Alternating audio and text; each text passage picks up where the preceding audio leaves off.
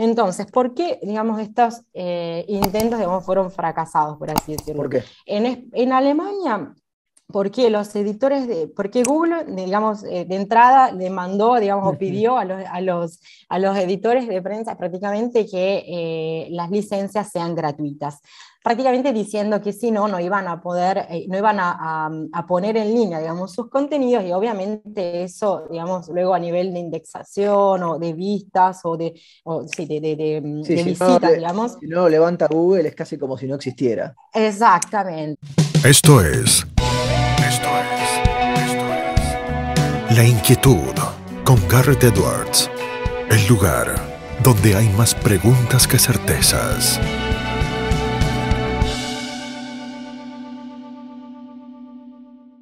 Damos vuelta de página aquí en La Inquietud por CNN Radio Rosario. Tenemos un enorme honor, placer y privilegio. Ella es investigadora de Derecho Privado Comparado en la Escuela Superior de Santa Ana, en Pisa. Es doctoranda en la Universidad de Alicante, España, misma institución en la que también hizo su máster en Derecho de la Propiedad Intelectual.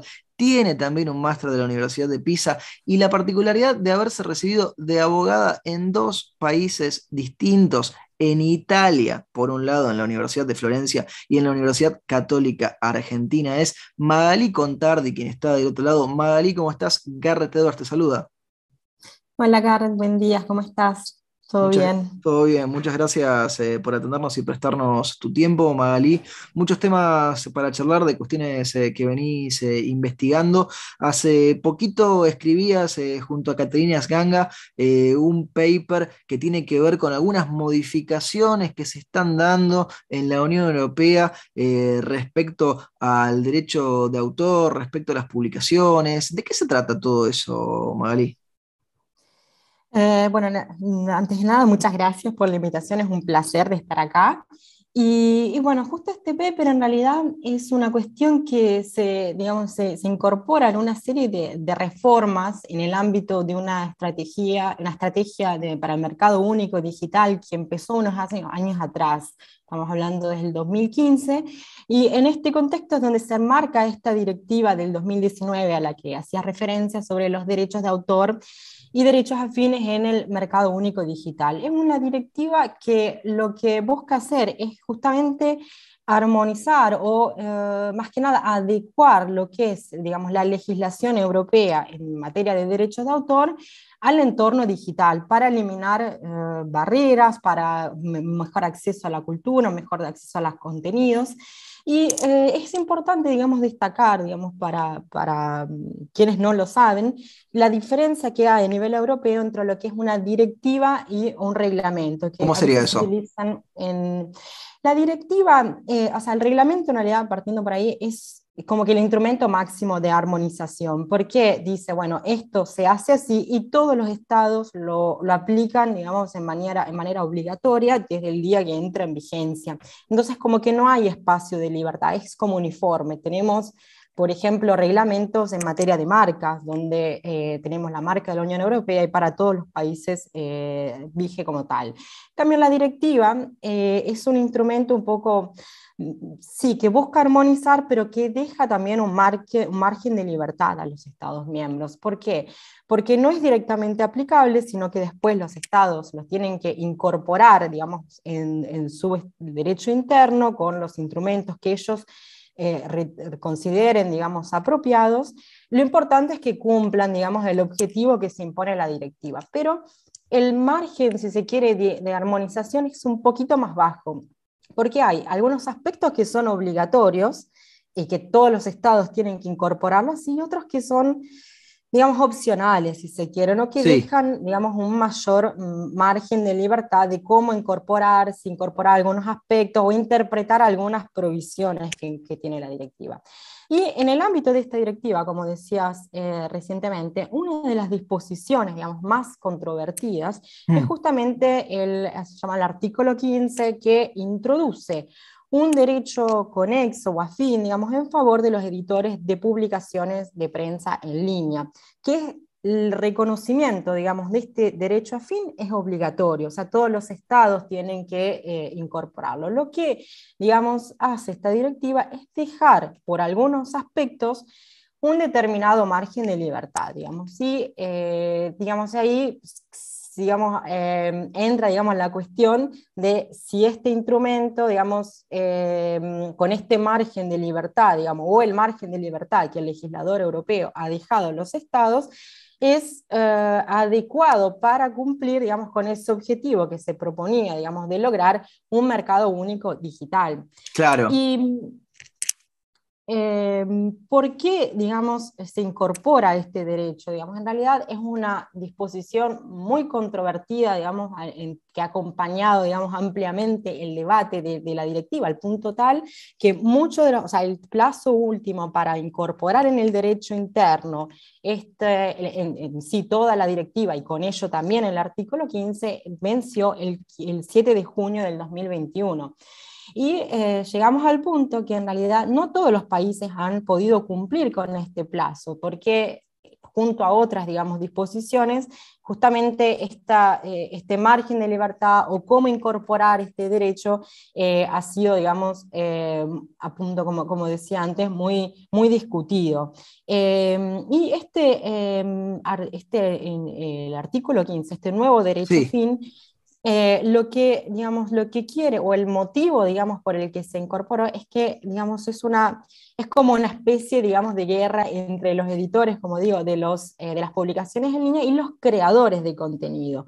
¿Por qué? Porque todo el entorno digital ha creado nuevos modelos de negocios donde es necesario, digamos, enlazar los contenidos, presentar los fragmentos, presentar o linkar, digamos, para que los lectores, digamos, puedan ver rápidamente estos contenidos. Y me imagino entonces, Magalí, que no era lo mismo cuando se publicaba en su momento el libro en papel, que iba a la prensa, a la editorial y demás, que sacar el libro a lo mejor ahora en el store de Amazon o en cualquier otro store. Digo, eso trae discusiones, debates y demás, ¿no?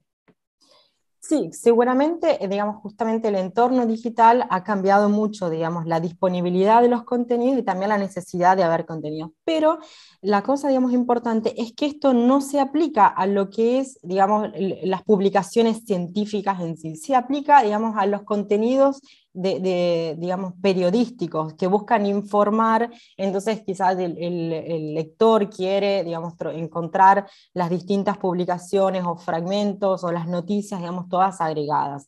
Entonces es de ahí que, digamos, los editores de publicaciones en prensa decían que justamente, digamos, el modelo de negocio de las grandes plataformas donde agregaban estos contenidos, donde linkaban o indexaban o recopilaban, digamos, era un apropiarse, digamos, o aprovecharse indebidamente de lo que es su contenido, su creación, digamos, sus derechos, Claro. justamente porque las plataformas luego lo utilizan también, o sea, para generar ganancias, digamos, Visitas a y demás, sí, través claro, de, porque como ponen un exacto, fragmento, la gente hace clic, lo lee y está las leyendo lo que en realidad vistas. escribió otro.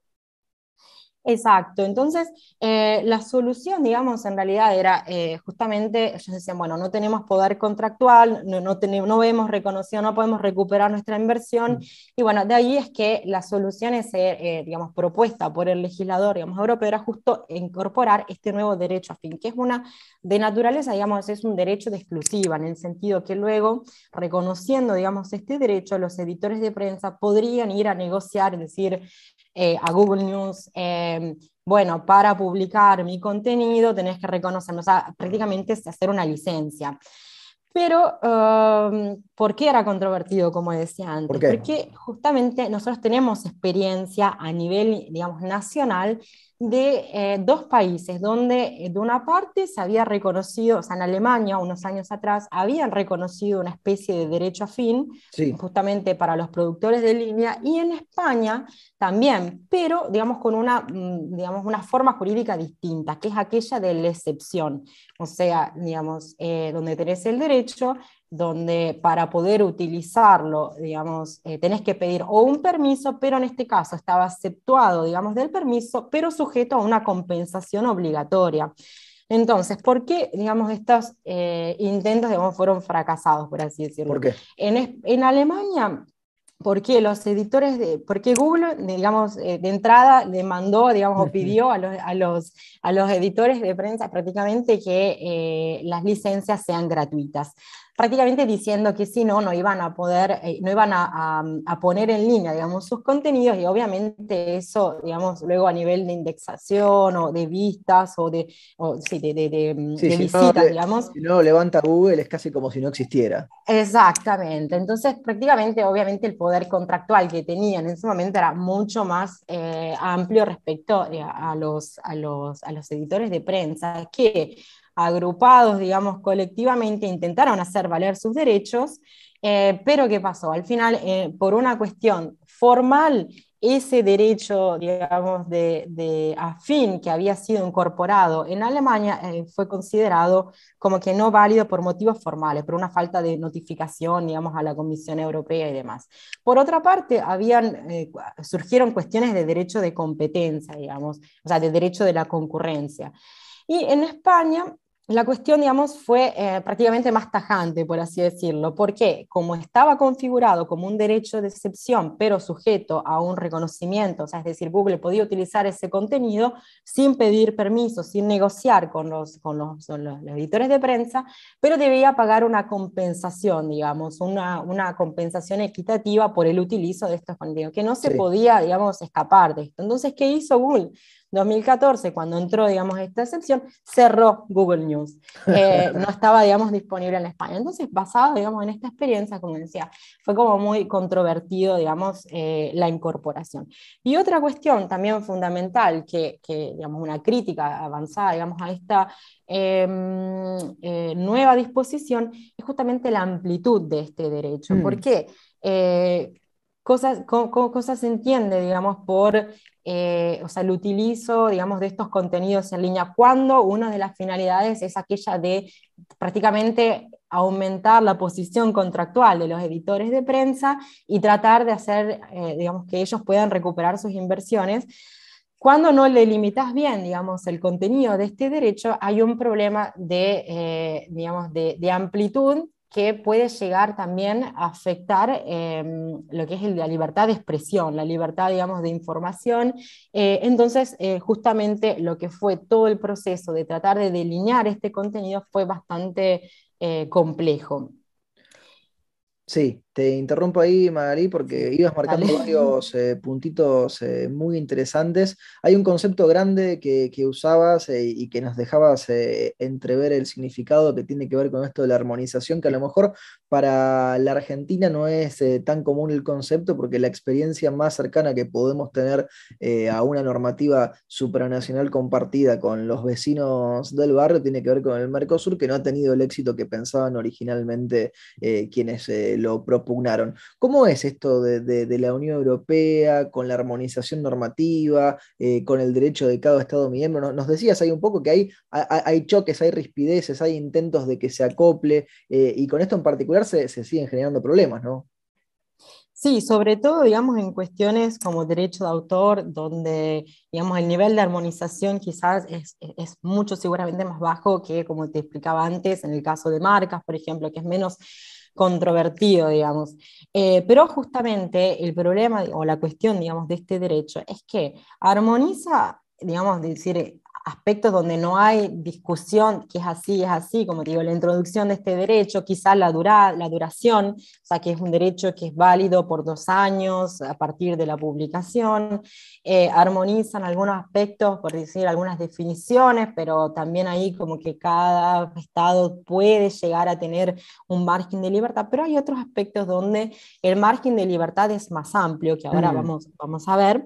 Y eso lo que crea, digamos, es que al final las soluciones que han adoptado los países miembros de la Unión Europea son muy distintas. Entonces Claro. crea una situación de incerteza jurídica y, o sea, prácticamente que en definitiva es un efecto contrario al que se quería, digamos, lograr, que es tratar de armonizar, Una digamos, estos consecuencia no aspectos. intencionada, y digo, querían lograr una cosa, Exacto. pero obtienen completamente lo opuesto. Exacto, y bueno, y uno de estos aspectos, por ejemplo, como te decía antes, este derecho, digamos, se aplica, digamos, a las publicaciones de prensa en línea, donde hay una definición, por ejemplo, qué es lo que no se incluye, digamos, al interno. Por ejemplo, como te decía antes, no quedan incorporadas las publicaciones científicas, porque tienen como un mecanismo de venta totalmente distinto. No están incorporados los blogs, tampoco se utiliza, digamos, o no cubre, digamos, cuando se trata de publicaciones que al fin son publicaciones privadas. Es un derecho que se hace Mm. valer para las publicaciones, digamos, de plataforma o de, digamos, en línea. Y tampoco se hace valer, por ejemplo, dice la directiva, en fragmentos muy breves. Mm. Pero, ¿qué es lo que se entiende por fragmentos muy breves? Claro, ¿cuál es el No lo límite? especifica. 10 Exacto. palabras, 15 palabras, una Y palabra. esto, y esto es importante porque si vos te pones a pensar en digamos, la Corte de Justicia de la Unión Europea, en un caso, digamos, de varios años atrás, Infopag, había considerado que 11 palabras podían tener, digamos, el nivel de originalidad para ser reconocidas como derecho de autor, o sea, para ser tuteladas del derecho de autor. Entonces, de ahí que, digamos, saber qué es lo que está cubierto o no cubierto por este derecho, digamos, si yo, digamos, como digo, comparto o recopilo, digamos, 11 palabras que está incorporada en el derecho de autor, o está sujeto, digamos, a este derecho, no. Y de ahí que las soluciones de los Estados miembros varían, digamos, algunos han adoptado criterios cualitativos, a ver, extractos muy breves o fragmentos muy breves es cuando la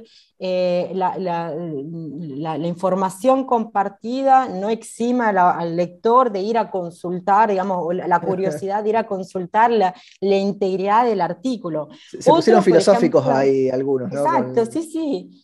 Y, por ejemplo, Lituania fue el único, por ejemplo, que adoptó un criterio cuantitativo. Dijo, bueno, a ver, extracto muy breve, no es más de 200 palabras, sin considerar los espacios ni los títulos, por ejemplo. Entonces, es de ahí que, digamos, al final el efecto armonizador, digamos, disminuye.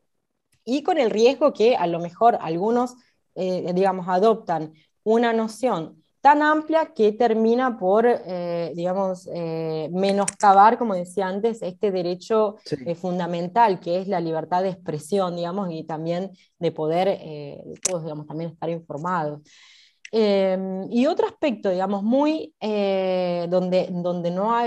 los estados tenían un mayor margen de libertad era, digamos, sobre el mecanismo de negociación. Ok. Sobre el mecanismo, cómo es que los editores de prensa van a negociar, a ver si la finalidad era aumentar su poder negocial, cuánto es que yo me puedo extender en imponer un determinado mecanismo de negociación, porque no nos olvidemos que si se trata de un derecho de exclusiva, donde digamos, yo puedo negociar libremente, digamos, la licencia, también puede terminar, digamos, como en el caso que pasó, digamos, años atrás, digamos, en Alemania, donde me impongan una licencia cero y tengo que aceptarla. Y que no estamos tan lejos, porque en realidad ya pasó, digamos, en algunos países. Por ejemplo, Claro. en Francia, que fue uno de los primeros países en incorporar este artículo, ya, digamos, Google había impuesto, digamos, esta licencia Canon 0 y bueno, se creó, digamos, todo un conflicto al punto tal que la autoridad, digamos, de garante por la concurrencia francesa consideró que esa negativa a negociar una licencia era, digamos, contrario al derecho de la concurrencia, digamos. Y en esto, por eso, en esta creatividad que tienen los estados, la solución italiana es muy, si se quiere, particular, ¿Por qué? porque si bien, por ejemplo, algunos estados no han dicho cómo es que se tiene que negociar, otros estados, por ejemplo, como en Francia, como decía, o también en España, han dicho, bueno, a ver, en el negociar hay que tener una obligación de transparencia, de buena fe, y Italia prácticamente pareciera casi imponer un obligo de contratar. ¿Y por qué? Digamos, lo que prevé, digamos, es que las partes tienen que ponerse de acuerdo en un precio. Si las partes no se ponen de acuerdo, bueno, también ahí hay una especie de competencia siempre de la autoridad de la concurrencia, donde va a delinear unos criterios para establecer el precio, pero una vez que el precio, digamos, de la licencia está pactado, ambas partes, digamos, tienen que llegar a este acuerdo, porque si no, ambas partes podrían recurrir a la autoridad jurisdiccional. Y bueno, y ahí es que no se sabe todavía bien cuál es la consecuencia, si imponer un obligo en específico, o sea que sí o sí tenés que contratar o imponer daño en perjuicio, pero el punto es que esto viene como a desnaturalizar, si se quiere, la característica propia de este derecho, porque si vos te recordás al inicio que te había hablado de las dos experiencias, la española y la alemana. La experiencia española se configuraba como un derecho de excepción, o sea, como una excepción al derecho, es decir, yo utilizo, digamos, este contenido, no tengo que ir a pedirle permiso, digamos, al titular de esos derechos, pero tengo la obligación de pagarle una compensación. Bueno, en la visión, digamos, y también por algunos criterios, digamos, ya delineados por la Corte de Justicia, esta obligación a contratar, digamos, si yo estoy obligado a contratar, es como que se desnaturalizaría, digamos, este derecho, digamos, que no tengo más, perdón, que a veces se entendió. no tengo más esta libertad de decir negocio, no negocio y a qué condiciones, digamos, esa es. Y es de allí que, como te digo, estas soluciones son bastante distintas entre los estados. Y por un lado, digamos, está el riesgo de fragmentación y un riesgo también de incerteza, digamos, que es lo que conlleva, porque Total y al final absoluta. no se sabe cómo se debe comportar en cada estado. Magalí, te conectamos con otro tema, te hacemos la penúltima pregunta de esta entrevista, porque lo contábamos al comienzo en la presentación, estudiaste Derecho en diversas jurisdicciones, te recibiste de abogado en Argentina, también lo hiciste en Italia. Si bien esos dos países forman parte de una misma familia jurídica, ¿qué similitudes y qué diferencias has visto entre ambas maneras de hacer derecho? Sí, como decías vos, o sea, en realidad venimos de las mismas culturas jurídicas. Quizá, digamos, las diferencias es a nivel, digamos, de acceso, digamos, a lo que son los estudios o de abogacía y demás. Quizá a nivel de materias, por así decirlo, quizá la distinción está también en, por ejemplo, en materias como derecho administrativo, también lo que es, una parte es el derecho codificado y otra es también la aplicación de ese derecho. Y bueno, por lo que me respecta, digamos, ocupándome quizás de propiedad industrial, Claro. seguramente a nivel europeo es una materia que está como más armonizada digamos, Más respecto de desarrollada otros también países. que acá, que el sur global, por así decirlo, en la Argentina en Sí, particular. el approach, digamos, es distinto porque políticamente ya nace distinto, digamos, como intereses distintos, industrias distintas, entonces sobre eso sí, digamos, veo más diferencias. Y la última pregunta, Magalí, se la hacemos absolutamente a todos nuestros entrevistados, porque el programa se llama La Inquietud y el nombre es un juego de palabras. ¿Qué inquieta a Magalí Contardi? Bueno, quizá eso, sí. O sea, ¿qué es lo que me inquieta? Bueno, relacionándolo a lo que estábamos hablando hoy, seguramente ver si justamente, digamos, los objetivos perseguidos con esta nueva directiva van a realmente resultar en un mejor acceso, digamos, a la cultura y a los contenidos, y ver también cómo la experiencia, digamos, quizá europea, digamos, puede también digamos, tener repercusiones en otros países. Como sabés, soy argentina y me gusta siempre tener esta mirada, digamos, comparada de lo que es, digamos, Europa y los desarrollos en América Latina, y justamente por la diferencia a veces de approach sobre algunas cosas, digamos, tener como que la visión, digamos, la contravisión también es muy positivo. Entonces, seguramente esto me inquieta bastante. Magalí, te agradecemos muchísimo este contacto, estos minutos que te has tomado para charlar con nosotros y con nuestra audiencia, y te mandamos un abrazo. Muchas gracias a vos. Un abrazo. La teníamos a Magalí Contardi aquí en La Inquietud por CNN Radio Rosario. Esto fue La Inquietud con Garrett Edwards. Síguenos en redes sociales y en www.edwards.com.ar.